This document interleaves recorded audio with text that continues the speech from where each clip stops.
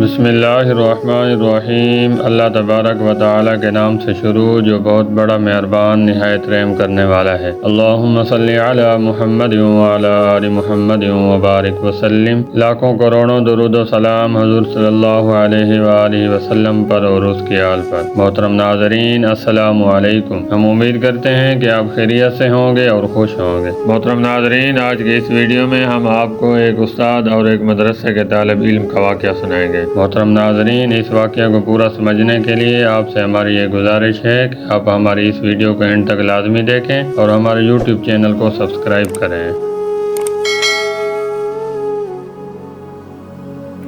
محترم ناظرین، ایک شیخ القرآن مفتی صاحب فرماتے تھے کہ مدارس کے طلبہ بہت پاک مخلوق ہیں۔ ایک دن ہمارے مدرسے میں ایک طالب علم کو شرارت پر میں نے سزا دی تو کچھ دیر بعد میرے ہاتھ نے حرکت کرنا چھوڑ دیا اور میرا ہاتھ مردہ ہوا۔ میں نے ڈاکٹر کے پاس جا کر چیک اپ کروایا تو چیک اپ کرنے کے بعد ڈاکٹر صاحب نے مجھے کہا کہ حضرت یہ ہاتھ پہلے کام کرتا تھا؟ تو میں نے ڈاکٹر صاحب سے کہا جی ہاں، پہلے تو بالکل صحیح سلامت تھا۔ ڈاکٹر صاحب نے اس ہاتھ کی ساری رگیں چیک کی اور ڈاکٹر صاحب نے فرمایا کہ اس کی ساری رگیں خشک ہو گئی ہیں، ایسا لگتا ہے کہ اس ہاتھ میں کبھی جان تھی ہی نہیں۔ محترم ناظرین، مفتی صاحب فرماتے ہیں کہ میں ڈاکٹر کی کلینک سے سیدھا مدرسے آیا اور اس طالب علم کو بلایا۔ وہ ڈرتے ڈرتے آیا کہ پھر کیا ہوا ہے۔ جب قریب آیا تو میں نے انہیں سامنے بٹھا کر کہا ہم انسان ہیں، یہ پیمانہ تو اللہ تعالیٰ کو معلوم ہے کہ کس شرارت کی کتنی سزا جائز ہے، یہ پیمانہ تو ہمارے پاس نہیں ہے۔ آپ کو مرتے وقت شاید مجھ سے غلطی ہوئی ہے، آپ مجھے معاف فرمائیں اور میرے ہاتھ کو دم کریں۔ محترم ناظرین، مفتی صاحب نے فرمایا کہ طالب علم زاروں قطار رو رہا اور کہہ رہا تھا کہ حضرت ایسا نہ کہیں، آپ ہمارے شیخ ہیں۔ لیکن میں نے اصرار کیا تو اس نے ہاتھ پر دم کرنے کے لیے جیسے ہی میرے ہاتھ پر ہاتھ رکھا، ابھی دم ہی نہیں کیا تھا۔ تفسیر کی کلاس ہے، قرآن مجید کے سامنے بیٹھا ہوں۔ وہ ہاتھ جس کے بارے میں ڈاکٹر نے کہا کہ رگیں خشک ہو گئی ہیں اور میڈیکل سائنس یہ کہتی ہے کہ شاید اس ہاتھ میں کبھی جان تھی ہی نہیں، طالب علم کے ہاتھ رکھنے سے حرکت کرنے لگ گیا اور میرا مفلوج ہاتھ پھر سے پہلے کی طرح ٹھیک اور تندرست ہو گیا۔ محترم ناظرین، پھر حضرت شیخ نے فرمایا کہ ان طالب علموں کا نبوی علوم حاصل کرنے کے علاوہ دوسرا کوئی مقصد ہی نہیں ہوتا، اس سے پاک مخلوق دنیا میں کہیں بھی نہیں ہے۔ اللہ تعالیٰ سے ہماری دعا ہے کہ اللہ تعالیٰ ہمیں بھی طالب علموں سے پیار اور محبت کرنے کی توفیق عطا فرمائے۔ آمین ثم آمین۔ ہم امید کرتے ہیں کہ ہماری آج کی یہ ویڈیو آپ کو پسند آئی ہوگی۔ اگر ہماری آج کی یہ ویڈیو آپ کو پسند آئی ہے تو ہمارے یوٹیوب چینل کو سبسکرائب کریں،